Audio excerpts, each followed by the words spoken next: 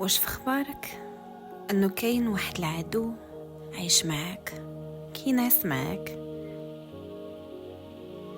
كيفيق معاك، ما عمرو فارقك، كيضيع لك حياتك بلا ما تحس او بلا ما تحسي؟ واش عمرك حسيتي براسك كتغرق بلا ما تحتاج لشي بحر اللي غيغرقك؟ بزاف ديال الناس كتلقاهم ساكتين في الوقت اللي وسط عقولهم كتلقى حرب ما كتساليش، ما كيسمعها حتى واحد من غير هذاك اللي عايشها. حاجه اخرى، هاد العدو اثبت علميا انه كيقتل وكيصيفط للقبر قبل حتى ما يوصل اجالك، اكثر من اي مرض قاتل كتعرفوه، اكثر من السرطان، اكثر من اي مرض قاتل عندكم في الراس. المشكل غالبا فين كيكون؟ المشكل ماشي في الاحداث اللي كطرا لا، المشكل فيك انت، المشكل فيك انتي اللي كتبقاي تعاودي السيناريو 1000 مره، المشكل في الكلام اللي كتبقاي تقولي لراسك من بعد اي حاجه او اي فلاش داز قدامك، وكل لحظه كتبقاي تعاودي تعيشيها في دماغك كتعاود جرحك في كل مره عاودتيها. الشيء بطبيعه الحال اللي كيستهلك منك فقط الطاقه ديالك، القوه ديالك، الحماس ديالك وحتى قلبك. بلا شك غتكونوا عرفتوا شنو هو العنوان ديال الحلقه اليوم: التفكير الزائد.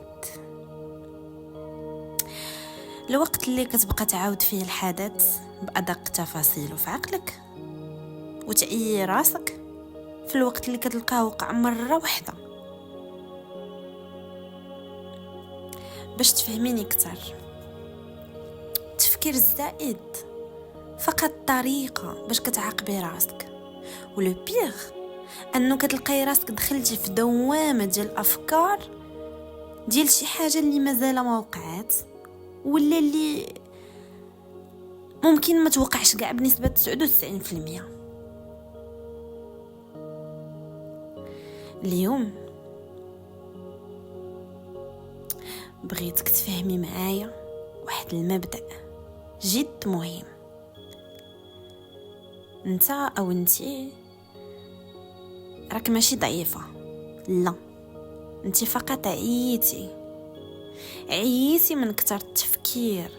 بارك عليك صاحبتي، باركة بصح باركة، نفسك عيات بكثرت ما كتحاربيها بالتفكير الزائد. في هذه الحلقة غادي نهضر معاكم بكل صراحة، وغادي تعرفوا التفكير الزائد علاش كيوقع، كيفاش حتى كيسلب منك الطاقة ديالك وكيقتل راحة البال ديالك، واهم حاجة كيفاش تهربي منه بجلدك كي كنقولوا قبل ما يهدمك ويضيع لك حياتك واحلامك. باش تفهميني يا حبيبه، التفكير الزائد ما كيجيكش حيت انت ضعيفه، لا، انت قويه. هو كيجيك حيت انت حساسه، ولكن حساسه بزاف. لو فات انك تكوني حساسه ماشي شي حاجه خايبه، غير ما تكونيش حساسه بزاف. كي كنقولوا اذا زاد الشيء عن حده انقلب الى ضده، ياك؟ ما تكونيش كتحسي بكل حاجه اكثر ما كيحسوا بها عباد الله. كتبقاي كتخمي وتفكري في كل كلمه تقالت ليك، كل شوفه، كيفاش شافوا فيك الناس، كل احساس. وبزاف عليك صاحبتي، كتكبري الموضوع في دماغك غير انتي وراسك، في الوقت اللي كاين شحال من حاجه من الاحسن ما نفهموهاش. بصح من الاحسن ما نفهموهاش ولا نديرو راسنا ما فهمناهاش ما شفناهاش. سبقني مين ترتاح، فهمتي؟ ما فهمناهاش. راه كيقول لك واحد المثل: كم من امر قضيناه بتركه واخا كنتمنى تكوني بدات كتوضح لك الفكره اللي بغيت نوصل لك. دابا غادي نحاول نوضح لك علاش داك التفكير الزائد في الحاجه ممكن يضرك اكثر مما الا وقعت لك هذيك الحاجه. غنوضح لك اكثر. المشكل ماشي في اش قالوا لك ولا اش داروا لك، لا، المشكل الكبير والخطير والقاتل هو فاش كتبقاي كتعاودي وتعاودي وتعاودي داكشي اللي طرا في دماغك بحال شي فيلم ما كيساليش وانتي ما كتبغيش تساليه. المشكل كذلك ماشي في الاخطاء اللي دازت عليهم سنين وسنين، لا، المشكل في انك عاوتاني كتعاوديهم، ما باغاش تنسايهم. كل ليله كتفكري شي حاجه كتضرك وتجلسي تبكي وتهلكي في صحتك وفي عينيك وفي قلبك. مالك؟ وجلد الذات، علاش درت هكا؟ علاش ما جاوبتش؟ كان خصني نقول هاد الهضره، علاش ما قلتش هاد الهضره بالضبط؟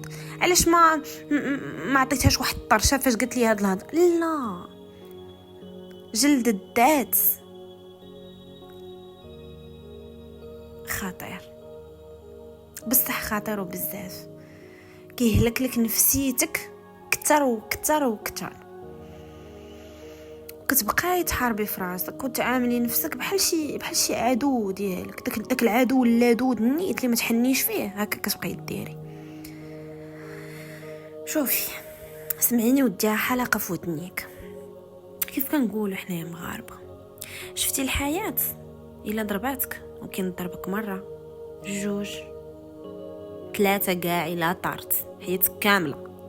اما انتي قادره تضربي راسك كل نهار، بل كل ساعه، كل دقيقه. واش مستوعبه شنو كديري بهذا التفكير اللي قادر يصيفطك للقبر قبل ما يوصل اجالك؟ فهميني؟ اعمار بيد الله، يعني باش نكونوا واضحين، ولكن راه ربي قال ولا تلقوا بانفسكم الى التهلكه.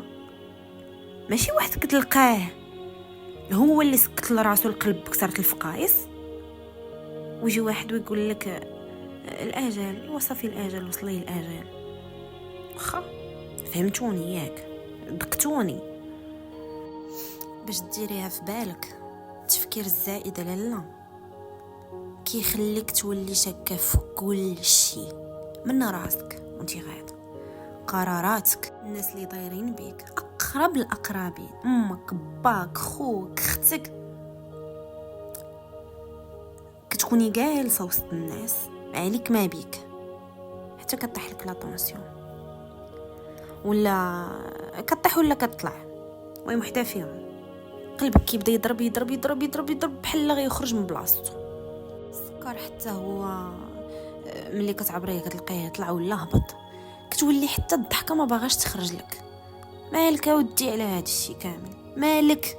تلقيها تسرح. وأسوأ حاجه في هذا الشيء كامل هي انه كيردك مخرجه، سبحان الله، الاخراج نعم سيدي على حقه وطريقه. كتحطي سيناريوهات المخير في المخرجين ما يوصلكش، وعلى حاجه بسيطه تقالت هضره تولي بالنسبه لك خيانه.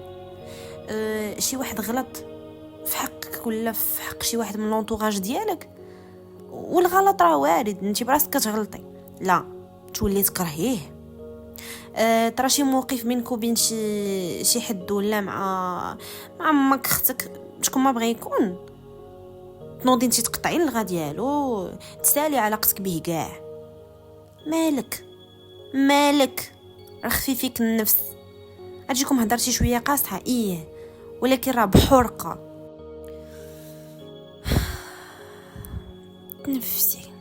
تنفسي شويه وردي فيك النفس يا صاحبتي، ورجعي لذاك العدو الصامت ديالك، داك الصوت الداخلي ديالك اللي نساك حتى في راسك، وقولي ليه بارك سي محمد، بارك، انا صافي، انا عييت، انا بغيت نرتاح. اي غادي تضحكي دابا، ولكن هذا هو الواقع ديال كل وحده فينا، سورتو الا كنتي حساس اكثر من القياس. راه ماشي اي فكره خاصها جواب، ماشي اي موقف خاصو تحليل، ولا كل احساس خاصو تفسير خصنا نفسروه. لا، كاينين شي حاجات خاصك غير تلقيهم صاحبتي. ايوا شوف، انا عارفه صعيبه، وكتشويك في قلبك، وكتشوفي شي حاجه ولا كتقلك شي حاجه ولا كديرلك شي حاجه اللي بصح كتدمر، ولكن راه ضروري هادشي، ضروري هادشي اللي بغات الحياه. تعلمي تعيشي اللحظه، الماضي والذكريات المؤلمه نسايها، محيها بمره من عقلك. الا بغيتي تكملي ديك القسماين مرتاحه، ديك القسماين اللي بقات لك في حياتك، فهميني يا صاحبتي، فهميني، راه غادي نخرج لك من هذا الميكرو. خاصك تقولي لراسك انا نستاهل نرتاح، نستاهل نعيش حتى انا، نستاهل نشوف حاجه اخرى، نستاهل نشوف بارتي اخرى في حياتي كلها مليئه بلا في اون روز كي كنقولوا. علاش لا؟ نستاهل داك السلام الداخلي ديالي اللي باغ لا سويت غادي تبارطاجيه مع لونطوراج ديالك. يلا فهميني، انا والله ما كرهت تكونوا فهمتوني، والله ما كرهت تكونوا فهمتوني شنو بغيت نوصل لكم من الداخل ديال قلبي.